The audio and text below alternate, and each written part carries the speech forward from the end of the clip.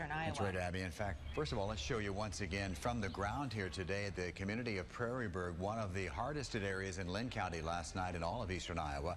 A big cleanup effort, very inspirational cleanup effort going on there all day long. Now, once again, KWWL reporter Jalyn Souchek back in Prairieburg for us. She was there all last night. She was there all day today, and she's back there for us again live for tonight's 10 o'clock report with late details on quite a cleanup effort going on right now.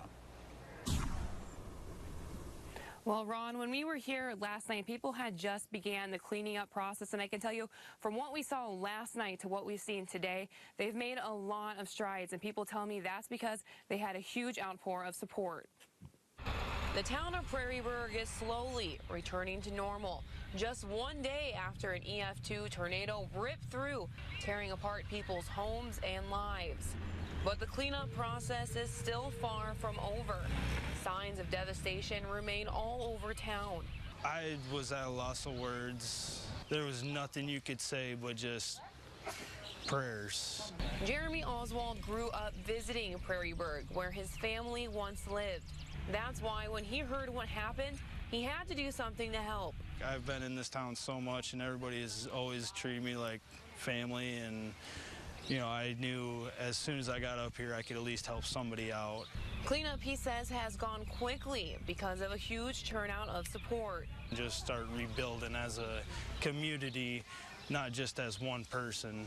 Everybody was starting to come together and working as one whole community. People have been outside here in the sun all day long, cleaning up what they can, and through it all, the only bar here in town staying open to give people a much-needed escape.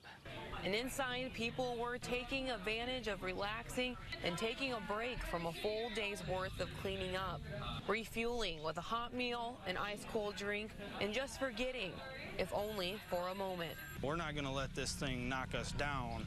We're going to end up rebuilding.